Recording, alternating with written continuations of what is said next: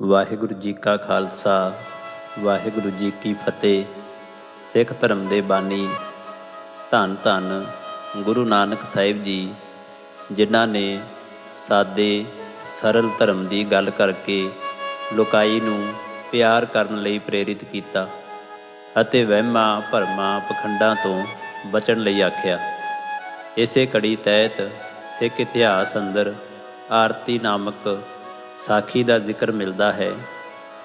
ਆਸਾਮ, ਬੰਗਾਲ, ਉੜੀਸਾ ਪ੍ਰਾਂਤ ਵਿੱਚੋਂ ਦੀ ਲੰਘ ਕੇ ਗੁਰੂ ਨਾਨਕ ਸਾਹਿਬ ਜੀ ਭਾਈ ਮਰਦਾਨੇ ਸਮੇਤ ਜੂਨ ਸੰਨ 1510 ਵਿੱਚ ਜਗਨਨਾਥਪੁਰੀ ਪਹੁੰਚੇ।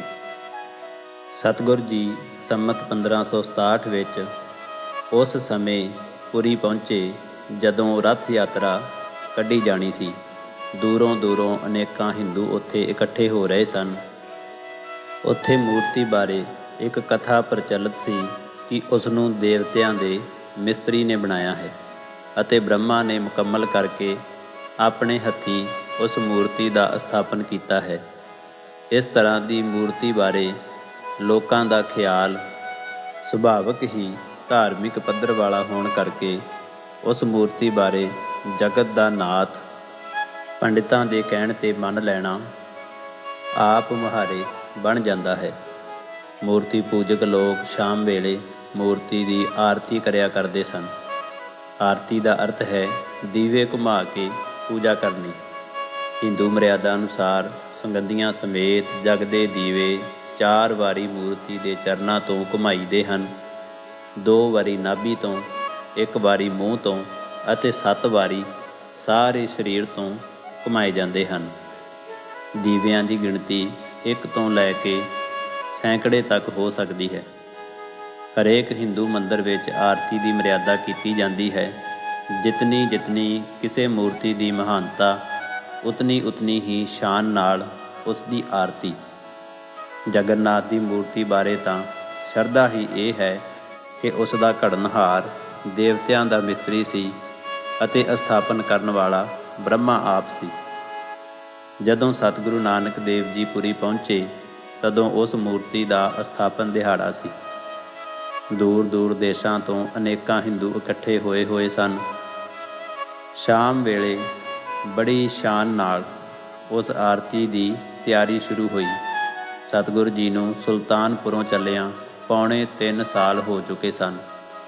ਸਭ ਹਿੰਦੂ ਤੀਰਥਾਂ ਤੇ ਪੁਰਬਾਂ ਸਮੇਂ ਪਹੁੰਚ ਕੇ ਲੋਕਾਂ ਨੂੰ ਵਹਿਮਾਂ ਭਰਮਾਂ ਦੇ ਗਲਤ ਰਾਹ ਤੋਂ ਹਟਾਉਂਦੇ ਅਤੇ ਅੱਗੇ ਤੁਰ ਜਾਂਦੇ।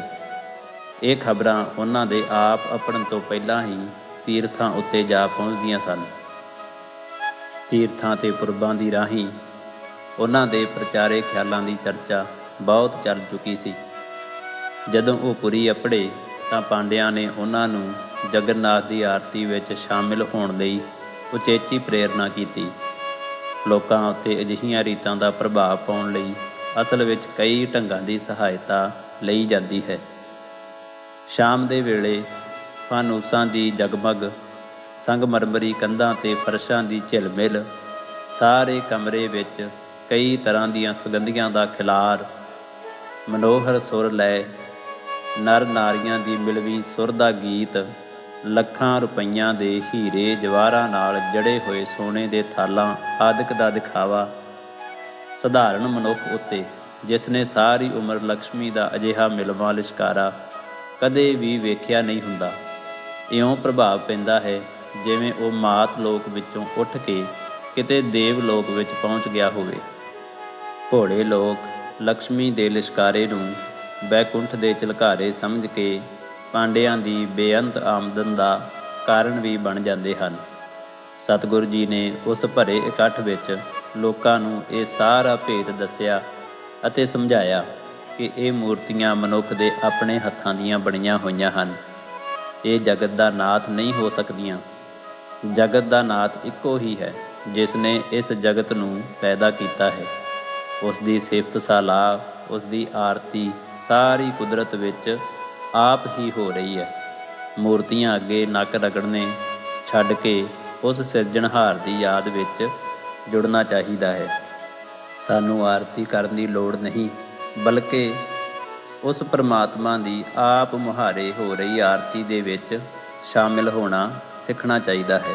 ਸਤਿਗੁਰੂ ਜੀ ਨੇ ਸਮਝਾਇਆ, ਗਗਨ ਮੈ ਥਾਲ ਰਵ ਚੰਦ ਦੀਪਕ ਬਨੇ, ਤਾਰਿਕਾ ਮੰਡਲ ਜਨਕ ਮੋਤੀ, ਧੂਪ ਮਲਿਆਨ ਲੋ ਪਵਨ ਚਵਰੋ ਕਰੇ, ਸਗਲ ਬਨਰਾਏ ਫੂਲੰਤ ਜੋਤੀ, ਕੈਸੀ ਆਰਤੀ ਹੋਏ ਭਵ ਖੰਡਨਾ ਤੇਰੀ ਆਰਤੀ, ਅਨਹਤਾ ਸ਼ਬਦ ਵਾਹ ਜੰਤ ਭੇਰੀ। ਕਿ ਇੰਨੇ ਵੱਡੇ ਜਗਤ ਦੇ ਨਾਥ ਦੀ ਆਰਤੀ ਛੋਟੀ ਜਿਹੀ ਥਾਲੀ ਨਾਲ ਨਹੀਂ, ਸਗੋਂ ਸੂਰਜ ਚੰਦਰਮੇ ਵਰਗੇ ਗ੍ਰਹਿ ਆਪਣੇ ਆਪ ਕਰ ਰਹੇ ਹਨ। ਸੋ ਅਜਿਹੇ ਅਸਥਾਨਾਂ 'ਤੇ ਸ਼ਖਸੀ ਧਰਮ ਦੁਕਾਨਾਂ ਦਾ ਖੁੱਲ੍ਹਣਾ ਵੀ ਕੋਈ ਵੱਡੀ ਗੱਲ ਨਹੀਂ ਹੁੰਦੀ। ਦੂਰੋਂ ਦੂਰੋਂ ਆਏ ਹੋਏ ਸ਼ਰਧਾਵਾਨ ਯਾਤਰੂ ਕੁਝ ਨਾ ਕੁਝ ਹੱਥ ਝਾੜ ਹੀ ਦਿੰਦੇ ਹਨ, ਜਿਸ ਕਰਕੇ ਪਖੰਡੀਆਂ ਦੀ ਆਜੀਵਕਾ ਤੁਰੀ ਰਹਿੰਦੀ ਹੈ। ਸਿੱਖ ਇਤਿਹਾਸ ਲਿਖਦਾ ਹੈ ਕਿ ਇੱਕ ਪੰਡਾ ਸਮਾਧੀ ਲਾਈ ਬੈਠਾ ਸੀ। ਅਨੇਕਾਂ ਯਾਤਰੂ ਸ਼ਰਧਾ ਭਾਵਨਾ ਨਾਲ ਉਸ ਦੇ ਚੌਗਿਰਦੇ ਬੈਠੇ ਹੋਏ ਸਨ। ਸਤਿਗੁਰੂ ਅਤੇ ਭਾਈ ਮਰਦਾਨਾ ਜੀ ਵੀ ਉਸ ਦੇ ਕੋਲ ਜਾ ਪਹੁੰਚੇ। ਯਾਤਰੂ ਲੋਕ ਬੜੇ ਆਦਰ ਸਤਿਕਾਰ ਨਾਲ ਇੱਕ ਕਰਵੇ ਵਿੱਚ ਭੇਟਾ ਵਜੋਂ ਮਾਇਆ ਪਾਈ ਜਾ ਰਹੇ ਸਨ, ਜੋ ਉਸ ਪੰਡੇ ਨੇ ਆਪਣੇ ਅੱਗੇ ਰੱਖਿਆ ਹੋਇਆ ਸੀ। ਇਹੀ ਤਾਂ ਮਨੋਰਥ ਸੀ ਜਿਸ ਖਾਤਰ ਉਸ ਦੀ ਸਮਾਧੀ ਲੱਗੀ ਹੋਈ ਸੀ। ਸਿੱਖ ਇਤਿਹਾਸ ਨੇ ਉਸ ਪੰਡੇ ਦਾ ਨਾਮ ਕਲਯੋਗੀ ਪੰਡਾ ਲਿਖਿਆ ਹੈ। ਕਲਯੁਗ ਕਦੇ ਕਦੇ ਅੱਖਾਂ ਵੀ ਖੋਲ੍ਹਦਾ ਸੀ ਤੇ ਧੌਣ ਉੱਚੀ ਕਰਕੇ ਆਕਾਸ਼ ਵੱਲ ਤੱਕ ਕੇ ਇਹ ਕਹਿ ਉੱਠਦਾ ਸੀ ਕਿ ਬੈਕੁੰਠ ਵਿੱਚ ਬੈਠੇ ਵਿਸ਼ਨੂੰ ਭਗਵਾਨ ਦੇ ਦਰਸ਼ਨ ਹੋ ਰਹੇ ਹਨ। ਭੋਲੇ ਸ਼ਰਧਾਲੂ ਇਹ ਸੁਣ ਕੇ ਸ਼ਰਧਾ ਵਿੱਚ ਝੂਮ ਉੱਠਦੇ ਸਨ। ਇੱਕ ਵਾਰੀ ਜਦੋਂ ਕਲਯੁਗ ਮੁੜ ਸਮਾਧੀ ਵਿੱਚ ਟਿਕ ਗਿਆ ਤਾਂ ਗੁਰੂ ਨਾਨਕ ਦੇਵ ਜੀ ਮਲਕੜੇ ਜਿਹੇ ਉੱਠੇ, ਪੋਲੇ ਪੈਰੀ ਉਸ ਤੱਕ ਪਹੁੰਚ ਕੇ ਉਸ ਦਾ ਕਰਵਾ ਚੁੱਕ ਕੇ ਉਸ ਦੇ ਪਿਛਲੇ ਪਾਸੇ ਰੱਖ ਗਏ। ਕਲਯੁਗ ਦੀਆਂ ਅੱਖਾਂ ਖੁੱਲ੍ਹੀਆਂ, ਪਰ ਕਰਵਾ ਗਾਇਬ ਸੀ। ਅਸਲ ਵਿੱਚ ਉਹ ਅੱਖਾਂ ਮੁੜ ਮੁੜ ਖੁੱਲ੍ਹਦੀਆਂ ਹੀ ਕਰਵੇ ਦੀ ਖਾਤਰ ਸਨ। ਪੰਡਾ ਘਬਰਾ ਗਿਆ। ਸ਼ਰਧਾਲੂਆਂ ਨੇ ਉਸ ਦੀ ਘਬਰਾਹਟ ਪ੍ਰਤੱਖ ਵੇਖ ਲਈ ਸੀ। ਜਿਹੜਾ ਪੰਡਾ ਬੈਕੁੰਠ ਵਿੱਚ ਬੈਠੇ ਵਿਸ਼ਨੂੰ ਭਗਵਾਨ ਨੂੰ ਵੇਖਣ ਦੀ ਸਮਰੱਥਾ ਦਾ ਦਿਖਾਵਾ ਕਰ ਰਿਹਾ ਸੀ, ਉਸ ਨੂੰ ਆਪਣੇ ਪਿਛਲੇ ਪਾਸੇ ਪਿਆ ਕਰਵਾ ਹੀ ਨਹੀਂ ਸੀ ਦਿਸਿਆ। ਸਭ ਲੋਕਾਂ ਵਿੱਚ ਬੜਾ ਹਾਸਾ ਮੱਚਿਆ। ਉਹ ਵੇਲਾ ਸੀ ਜਦੋਂ ਪਖੰਡ ਉੱਤੇ ਕਰਾਰੀ ਚੋਟ ਵੱਜ ਸਕਦੀ ਸੀ। ਸਤਿਗੁਰੂ ਜੀ ਨੇ ਸਭ ਯਾਤਰੂਆਂ ਨੂੰ ਸੰਬੋਧਨ ਕਰਕੇ ਸਮਝਾਇਆ ਕਿ ਜਿਹੜੇ ਬੰਦੇ ਅੱਖਾਂ, ਕੰਨ, ਨੱਕ ਬੰਦ ਕਰਕੇ ਤੁਹਾਨੂੰ ਸਮਾਧੀਆਂ ਲਾ ਲਾ ਕੇ ਦਿਖਾਉਂਦੇ ਹਨ, ਉਹਨਾਂ ਦਾ ਰੱਤਾ ਭਰ ਵੀ ਇਤਬਾਰ ਨਾ ਕਰੋ। ਵੇਖ ਲਵੋ, ਇਹ ਪੰਡਾ ਹੁਣੇ ਕਹਿ ਰਿਹਾ ਸੀ ਕਿ ਮੈਨੂੰ ਤ੍ਰੈ ਲੋਕੀ ਦਿਸ ਰਹੀ ਹੈ, ਪਰ ਇਸ ਨੂੰ ਆਪਣੇ ਪਿੱਠ ਪਿੱਛੇ ਪਿਆ ਹੋਇਆ ਕਰਵਾ ਹੀ ਨਹੀਂ ਦਿਸ ਸਕਿਆ। ਇਹ ਸਾਰੇ ਪਖੰਡ ਭੋਲੇ ਸ਼ਰਧਾਲੂਆਂ ਤੋਂ ਮਾਇਆ ਠੱਗਣ ਵਾਸਤੇ ਹਨ। ਗੁਰੂ ਗ੍ਰੰਥ ਸਾਹਿਬ ਜੀ ਦੀ ਪਾਵਨ ਬਾਣੀ ਅੰਦਰ ਧਨਾਸਰੀ ਰਾਗ ਦੇ ਵਿੱਚ ਇਹ ਪਾਵਨ ਬੋਲ ਦਰਜ ਹਨ। ਸਤਿਗੁਰੂ ਜੀ ਆਖਦੇ ਹਨ, ਕਾਲ ਨਾਹੀ ਜੋਗ ਨਾਹੀ, ਨਾਹੀ ਸਤ ਕਾ ਢੱਬ, ਥਾ ਨਸ਼ਟ ਜਗ ਭ੍ਰਿਸ਼ਟ ਹੋਏ, ਡੂਬਤਾ ਇਮ ਜਗ। ਕਲ ਮਹਿ ਰਾਮ ਨਾਮ ਸਾਰ, ਅੱਖੀਂ ਤਾਂ ਮੀਟੈ ਨਾਕ ਪਕੜੈ, ਠੱਗਣ ਕਉ ਸੰਸਾਰ ਰਹਾਉ। ਆਂਟ ਸੇਤੀ ਨਾਕ ਪਕੜੈ, ਸੂਝ ਤੇ ਤਿਨ ਲੋ, ਮਗਰ ਪਾਛੈ ਕਛੂ ਨ ਸੂਝੈ, ਇਹ ਪਦਮ ਅਲੋ।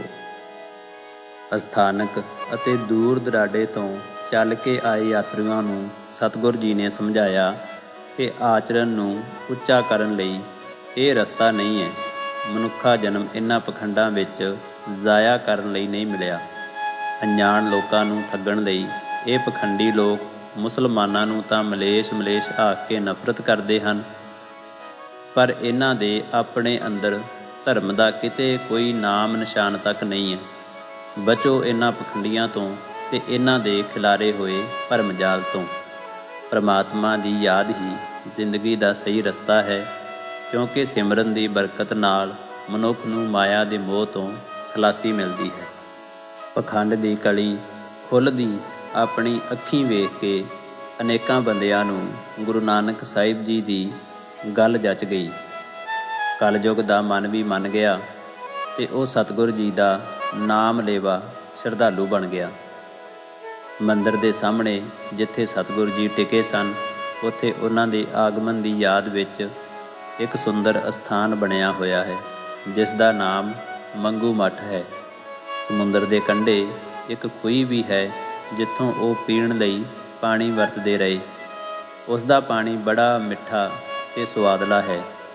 ਜਗਨਨਾਥਪੁਰੀ ਵਿੱਚ ਹੀ ਸ਼ੰਕਰਾਚਾਰਿਆ ਦੇ 4 ਮੱਠਾਂ ਵਿੱਚੋਂ ਇੱਕ ਮੱਠ ਵੀ ਹੈ। ਪੁਰੀ ਤੋਂ ਗੁਰੂ ਨਾਨਕ ਸਾਹਿਬ ਜੀ ਅਤੇ ਭਾਈ ਮਰਦਾਨਾ ਜੀ ਸਮੁੰਦਰ ਦੇ ਪੂਰਬੀ ਕੰਢੇ ਦੇ ਨਾਲ ਨਾਲ ਭਾਰਤ ਦੇ ਧੁਰ ਦੱਖਣ ਵੱਲ ਚੱਲ ਪਏ। ਇਹ ਸਮਾਂ ਸੰਨ 1510 ਦਾ ਜੂਨ ਮਹੀਨੇ ਦਾ ਸੀ।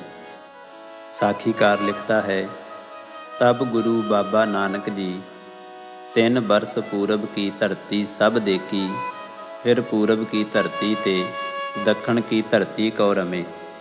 ਸੇਤਬੰਦ ਰਮੇਸਰ ਪਹੁੰਚੇ, ਵੇਖ ਕੇ ਹੈਰਾਨ ਕਿ ਕਿੱਧਰ ਗਏ ਰਾਮ ਤੇ ਲੰਕੇਸ਼। ਪੁਰੀ ਤੋਂ 15 ਕੁ ਮੀਲ ਪੱਛਮ ਵੱਲ ਗਿਆ ਚਿਲਕਾ ਝੀਲ ਸ਼ੁਰੂ ਹੋ ਜਾਂਦੀ ਹੈ, ਜੋ ਸਮੁੰਦਰ ਦੇ ਨਾਲ ਨਾਲ 35 ਕੁ ਮੀਲ ਚਲੀ ਜਾਂਦੀ ਹੈ। ਗੁਰੂ ਨਾਨਕ ਸਾਹਿਬ ਜੀ ਸੰਨ 1510 ਦੇ ਜੂਨ ਵਿੱਚ ਪੁਰੀ ਤੋਂ ਚਿਲਕਾ ਝੀਲ ਦੇ ਉੱਤਰੀ ਕੰਢੇ ਦੇ ਨਾਲ ਨਾਲ ਚੱਲ ਪਏ। ਛੋਟਾ ਨਾਗਪੁਰ ਦੀਆਂ ਪਹਾੜੀਆਂ ਦਾ ਹੇਠਲਾ ਜੰਗਲੀ ਇਲਾਕਾ ਸੀ। ਉੜੀਸਾ ਤੋਂ ਲੈ ਕੇ ਰਾਮੇਸ਼ਵਰ ਤੱਕ ਪੂਰਬੀ ਸਮੁੰਦਰ ਦੇ ਨਾਲ ਦੇ ਇਲਾਕੇ ਨੂੰ ਦ੍ਰਵਿੜ ਜਾਂ ਦਰਾਵਿੜ ਆਖਿਆ ਜਾਂਦਾ ਹੈ। ਇਸ ਇਲਾਕੇ ਦੇ ਲੋਕ ਬੜੇ ਮਨ ਚਲੇ ਅਤੇ ਲੜਾਕੇ ਹੁੰਦੇ ਸਨ। ਤੀਰ ਕਮਾਨ ਦੇ ਬੜੇ ਉਸਤਾਦ। ਦਰਾਵਿੜ ਭਾਸ਼ਾ ਵਿੱਚ ਕਮਾਨ ਨੂੰ ਭੀਲ ਆਖਦੇ ਹਨ। ਇਸ ਤੋਂ ਤੀਰ ਕਮਾਨ ਵਰਤਣ ਵਾਲੇ ਲੋਕਾਂ ਦਾ ਨਾਮ ਵੀ ਭੀਲ ਪ੍ਰਸਿੱਧ ਹੋਇਆ। ਪੁਰੀ ਤੋਂ ਅਗਾਂਹ ਰਾਮੇਸ਼ਵਰ ਤੱਕ ਸਤਿਗੁਰੂ ਨਾਨਕ ਸਾਹਿਬ ਜੀ ਨੂੰ ਅਜਿਹੇ ਅਨੇਕਾਂ ਬੰਦਿਆਂ ਨਾਲ ਵਾਹ ਪੈਣਾ ਸੀ, ਜਿੱਥੇ ਹਮਦਰਦੀ ਦੇ ਪਿਆਰ ਦੇ ਵੱਟੇ ਵਿੱਚ ਆਪਣੀ ਹੀ ਜਿੰਦ ਉੱਤੇ ਉਹਨਾਂ ਕਈ ਕਿਸਮ ਦੇ ਖਤਰੇ ਸਹੇੜਨੇ ਸਨ। ਉੱਚ ਜਾਤੀਏ ਲੋਕ ਅਤੇ ਉਹ ਲੋਕ ਜਿਨ੍ਹਾਂ ਦੇ ਹੱਥ ਵਿੱਚ ਤਾਕਤ ਹੁੰਦੀ ਹੈ, ਪੈਰਾਂ ਹੇਠ ਦਬਾਏ ਲੋਕਾਂ ਨੂੰ ਹੋਰ ਦਬਾਈ ਰੱਖਣ ਵਾਸਤੇ ਅਜਿਹਾ ਪ੍ਰਚਾਰ ਵੀ ਕਰ ਲੈਂਦੇ ਹਨ, ਜਿਸ ਕਰਕੇ ਆਮ ਜਨਤਾ ਵਿੱਚ ਉਹਨਾਂ ਬਾਰੇ ਨੀਵੀਂ ਰਾਏ ਬਣੀ ਰਹੇ। ਗੁਰੂ ਨਾਨਕ ਸਾਹਿਬ ਜੀ ਇਹਨਾਂ ਭੀਲਾਂ ਤੇ ਨਿਸ਼ਾਦਾਂ ਵਿੱਚੋਂ ਦੀ ਲੰਘ ਤੁਰੇ। ਆਪਣੇ ਪਿਛਲੇ ਪ੍ਰੋਗਰਾਮ ਅਨੁਸਾਰ 2.5-3 ਮੀਲ ਰੋਜ਼ਾਨਾ ਪੈਂਡਾ ਕਰਕੇ ਹਰੇਕ ਬਸਤੀ ਵਿੱਚ ਅਟਕਦੇ ਤੇ ਉਹਨਾਂ ਗਰੀਬਾਂ ਨਾਲ ਸਾਂਝ ਬਣਾਉਂਦੇ ਗਏ। ਗੁਰੂ ਨਾਨਕ ਸਾਹਿਬ ਜੀ ਦਾ ਨਿਸ਼ਾਨਾ ਇਹ ਸੀ ਕਿ ਮਨੁੱਖਤਾ ਦੀ ਨੀਵੀਂ ਤੋਂ ਨੀਵੀਂ ਪੱਧਰ 'ਤੇ ਪਹੁੰਚੇ ਹੋਏ ਲੋਕਾਂ ਤੱਕ ਵੀ ਅੱਪੜਨਾ ਹੈ ਤੇ ਉਹਨਾਂ ਨੂੰ ਵੀ ਜ਼ਿੰਦਗੀ ਦਾ ਸਹੀ ਰਸਤਾ ਦਿਖਾਉਣਾ ਹੈ। ਜਗਨਨਾਥਪੁਰੀ ਤੋਂ ਸਤਿਗੁਰੂ ਜੀ ਦਰਾਵਿੜ ਦੇਸ਼ ਵਿੱਚੋਂ ਦੀ ਲੰਘ ਤੁਰੇ। ਆਪਣੇ ਪ੍ਰੋਗਰਾਮ ਅਨੁਸਾਰ ਪਿੰਡ ਠਹਿਰਦੇ ਹੋਏ ਸਤਿਗੁਰੂ ਜੀ ਬੇਜ਼ਵਾੜੇ ਪਹੁੰਚੇ। ਬੇਜ਼ਵਾੜਾ ਪੁਰੀ ਤੋਂ 400 ਮੀਲ ਦੇ ਕਰੀਬ ਹੈ। ਅੱਜ ਕੱਲ੍ਹ ਬੇਜ਼ਵਾੜਾ ਰੇਲ ਦਾ ਜੰਕਸ਼ਨ ਹੈ, ਕਲਕੱਤੇ ਤੋਂ ਮਦਰਾਸ ਨੂੰ ਜਾਣ ਵਾਲੀ ਲਾਈਨ ਉੱਤੇ। ਇੱਥੋਂ ਇੱਕ ਲਾਈਨ ਉੱਤਰੀ ਭਾਰਤ ਵੱਲ ਨਾਗਪੁਰ ਨੂੰ ਆਉਂਦੀ ਹੈ। ਬੇਜ਼ਵਾੜੇ ਤੋਂ ਗੰਤੂਰ ਨੂੰ ਜਾਂਦੇ ਹੋਏ ਰਸਤੇ ਵਿੱਚ ਪੰਨੇ ਨਰਸਿੰਘ ਦੇ ਮੰਦਰ ਅੱਪੜੇ। ਉਸ ਮੰਦਰ ਵਿੱਚ ਆਦਮੀ ਦੇ ਕੱਦ ਜੇਡੀ, ਆਦਮੀ ਦੇ ਮੂੰਹ ਵਾਲੀ ਪੰਨੇ ਨਰਸਿੰਘ ਦੀ ਮੂਰਤੀ ਬਣੀ ਹੋਈ ਸੀ। ਬੈਰਾਗੀ ਸਾਧ ਉੱਥੋਂ ਦੇ ਪੁਜਾਰੀ ਸਨ। ਇਹਨਾਂ ਲੋਕਾਂ ਨੂੰ ਪਰਮਾਤਮਾ ਦੇ ਭਜਨ ਅਤੇ ਖਲਕਤ ਦੀ ਸੇਵਾ ਦਾ ਰਾਹ ਦੱਸ ਕੇ ਅਗਾਂਹ ਗੰਤੂਰ ਪਹੁੰਚੇ। ਗੰਤੂਰ ਬੇਜ਼ਵਾੜੇ ਤੋਂ 30 ਕੁ ਮੀਲ ਦੱਖਣ ਪੱਛਮ ਵੱਲ ਹੈ। ਗੰਤੂਰ ਤੋਂ ਲੰਘ ਕੇ ਕੁੜਾਪੇ ਪਹੁੰਚੇ, ਜੋ ਉੱਥੋਂ 170 ਕੁ ਮੀਲਾਂ ਦੀ ਵਿੱਥ 'ਤੇ ਹੈ। ਕੁੜਾਪਾ ਪਨਾਰ ਨਦੀ ਦੇ ਸੱਜੇ ਪਾਸੇ ਹੈ ਅਤੇ ਪੂਨੇ ਤੋਂ ਮਦਰਾਸ ਨੂੰ ਜਾਣ ਵਾਲੀ ਰੇਲ ਦੀ ਲਾਈਨ ਉੱਤੇ ਸਟੇਸ਼ਨ ਹੈ। ਰਸਤੇ ਵਿੱਚ ਸਤਿਗੁਰੂ ਜੀ ਨੂੰ ਅਨੇਕਾਂ ਐਸੇ ਲੋਕ ਮਿਲੇ, ਜਿਨ੍ਹਾਂ ਦੇ ਗਲਾਂ ਵਿੱਚ ਪੱਥਰ ਦੀਆਂ ਜੁੱਤੀਆਂ ਲਟਕਾਈਆਂ ਹੋਈਆਂ ਸਨ। ਮੱਥੇ ਉੱਤੇ, ਬਾਹਾਂ ਉੱਤੇ, ਛਾਤੀ ਉੱਤੇ ਚੰਦਨ ਨਾਲ ਜੁੱਤੀਆਂ ਦੇ ਨਿਸ਼ਾਨ ਬਣਾਏ ਹੋਏ ਸਨ। ਉਹ ਲੋਕ ਇਸ ਨੂੰ ਸ੍ਰੀ ਰਾਮ ਚੰਦਰ ਜੀ ਦੀ ਜੁੱਤੀ ਮੰਨਦੇ ਸਨ। ਉਹਨਾਂ ਦਾ ਇਹ ਵਿਸ਼ਵਾਸ ਸੀ ਕਿ ਜਿਸ ਮਨੁੱਖ ਦੇ ਪਾਸ ਇਹ ਜੁੱਤੀ ਹੈ, ਜਮ ਉਸ ਦੇ ਨੇੜੇ ਵੀ ਨਹੀਂ ਟੁੱਕ ਸਕਦਾ। ਸਤਿਗੁਰ ਨੇ ਉਹਨਾਂ ਨੂੰ ਇਸ ਵਹਿਮ ਭਰਮ ਵੱਲੋਂ ਹਟਾ ਕੇ ਪਰਮਾਤਮਾ ਦੇ ਸਿਮਰਨ ਵੱਲ ਪ੍ਰੇਰਿਆ। ਅਨੇਕਾਂ ਬੰਦੇ ਗਣੇਸ਼ ਦੇ ਉਪਾਸਕ ਵੀ ਵੇਖੇ ਜੋ ਉਸ ਦੀ ਮੂਰਤੀ ਨੂੰ ਛਾਤੀ ਉੱਤੇ ਲਟਕਾਈ ਫਿਰਦੇ। ਉਹ ਲੋਕ ਗਣੇਸ਼ ਨੂੰ ਧਨ ਪੁੱਤਰ ਆਦਿਕ ਸਭ ਕੁਝ ਦੇਣ ਵਾਲਾ ਮੰਨਦੇ ਸਨ। ਸਤਿਗੁਰ ਜੀ ਨੇ ਉਹਨਾਂ ਨੂੰ ਵੀ ਇੱਕ ਕਰਤਾਰ ਵੱਲ ਪ੍ਰੇਰਿਤ ਕੀਤਾ। ਹਾੜ ਸੁਦੀ 2 ਨੂੰ ਸਤਿਗੁਰ ਜੀ ਜਗਨਨਾਥਪੁਰੀ ਸਨ। ਉੱਥੋਂ ਦੀਵਾਲੀ ਦੇ ਮੌਕੇ 'ਤੇ ਕੁੜਾਪੇ ਅੱਪੜੇ। ਰਸਤੇ ਵਿੱਚ 4 ਕੁ ਮਹੀਨੇ ਲੱਗੇ। 600 ਮੀਲਾਂ ਦਾ ਪੈਂਡਾ ਸੀ। 4-4.5 ਮੀਲ ਰੋਜ਼ਾਨਾ ਸਫ਼ਰ ਦੀ ਔਸਤ ਬਣਦੀ ਹੈ। ਇਹ ਦੀਵਾਲੀ ਸੰਨ 1510 ਦੀ ਸੀ। ਅਕਤੂਬਰ ਦੀ ਤਕਰੀਬਨ 10 ਤਰੀਕ ਸੰਨ 1509 ਦੀ ਦੀਵਾਲੀ ਨੂੰ ਸਤਿਗੁਰ ਜੀ ਆਸਾਮ ਦੇਸ਼ ਦੇ ਨਗਰ ਗੁਹਾਟੀ ਵਿੱਚ ਸਨ। ਗੁਹਾਟੀ ਤੋਂ ਕੁੜਾਪੇ ਤੱਕ 1,500 ਮੀਲ ਪੈਂਡਾ ਹੈ। ਕੁੜਾਪੇ ਵਿੱਚ ਗੁਰੂ ਨਾਨਕ ਦੇਵ ਜੀ ਦੀ ਧਰਮਸ਼ਾਲਾ ਮੌਜੂਦ ਹੈ। ਵਾਹਿਗੁਰੂ ਜੀ ਕਾ ਖਾਲਸਾ, ਵਾਹਿਗੁਰੂ ਜੀ ਕੀ ਫਤਿਹ।